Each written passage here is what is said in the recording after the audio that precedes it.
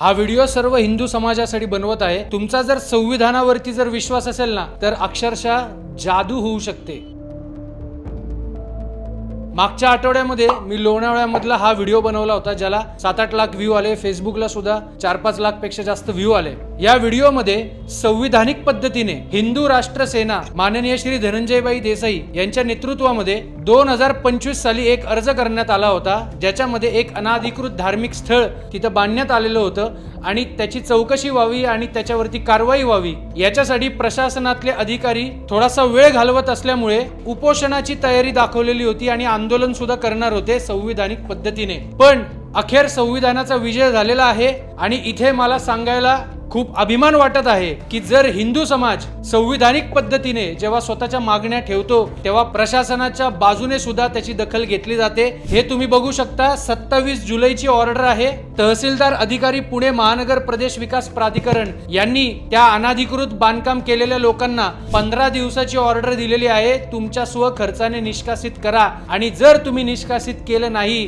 तर प्रशासन तिथे येईल आणि त्याच्यावरती बुलडोजर चढवेल आणि त्याचा खर्च सुद्धा तुमच्याकडनं वसूल करण्यात येईल। हा इथं आदेश बघा, शेवटी 3 पॉइंट मध्ये दिलेला आहे।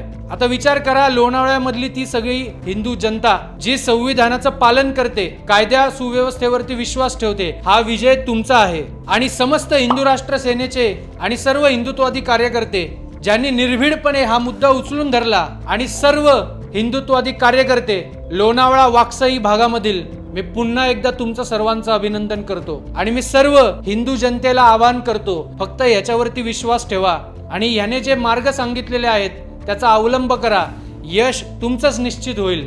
आणि शेवटचा संदेश प्रशासनाला देतो, तुम्ही स्वतः 15 दिवसाची मुदत त्यांना दिलेली आहे आणि जर त्यांनी निष्कासित केलं नाही तर त्याच्यावरती कारवाई तुम्ही करणार आहे। हिंदू राष्ट्र सेनेच्या माध्यमातून एक आपल्याला विनंती आणि निवेदन करतो की 15 दिवसात जर कारवाई झाली नाही आणि जर 16व्या दिवशी जर प्रशासनाने त्याच्यावरती कारवाई केली नाही तर हिंदू राष्ट्र सेना याही पेक्षा तीव्र आंदोलन तिथे करेल, कारण की या देशामध्ये संविधानिक पद्धतीने वागण्याची जिम्मेदारी फक्त हिंदू समाजाची नाहीये, प्रशासनाची सुद्धा आहे। त्यामुळे प्रशासनाला जे काम दिलं गेलेलं आहे त्याची अंमलबजावणी सुद्धा व्हावी अशी मी त्यांना विनंती करतो।